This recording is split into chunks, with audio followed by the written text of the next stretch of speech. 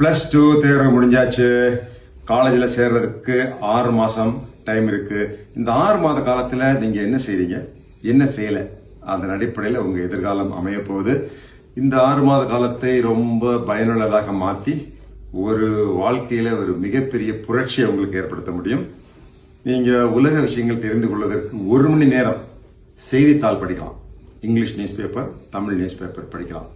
இரண்டாவதாக நீங்கள் கல்லூரியில் கல்வி மீடியம் உங்களுக்கு இங்கிலீஷ் லாங்குவேஜ், இன்டர்நேஷனல் லாங்குவேஜ், உலக மக்கள் பேசும் மொழி.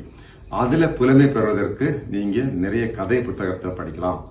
Jeffrey Archer, Sidney Sheldon, Paulo Coelho இவர்களெல்லாம் எழுதின உலக மக்கள் எல்லாம் வாசித்த நூல்கள் இருக்கும். அதை நூலில் வாசிங்க. ஆங்கில புலமை அதிகமாக இருக்கும். மொழி ஆற்றல் உள்ள இளைஞர்கள், மொழி மேல ஒரு பற்று உள்ளவங்க, மொழியை கற்கும் எக்ஸ்ட்ரா திறமை உள்ளவங்க ஒரு வெளிநாட்டு மொழியை எக்ஸ்ட்ரா கூட கற்றுக்கலாம். ஜெர்மன் மொழி, பிரெஞ்சு மொழி, சைனீஸ் மொழி இது கற்றுக்கிட்டா எதிர்காலத்தில் உங்களுக்கு உலக அளவில் வாய்ப்புகள் அதிகமாக இருக்கு.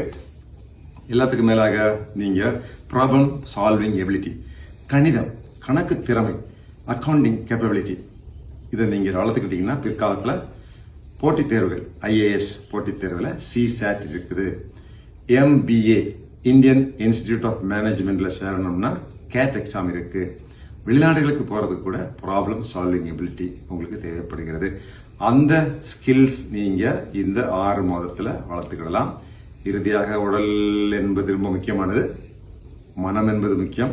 உடல் நிறைய பேர் இப்போ உடல் பருமன் இருக்கும், உடல் ஷேப்பா இருக்காது. நீங்க 1 hour ஓடுங்க. ஆல்டர்னேட்டிவா இன்னொரு நாள் ஜிம்மில் போய் ஒர்க் அவுட் பண்ணுங்க. உடம்பு ஒரு ஷேப்பு கொண்டு வராங்க.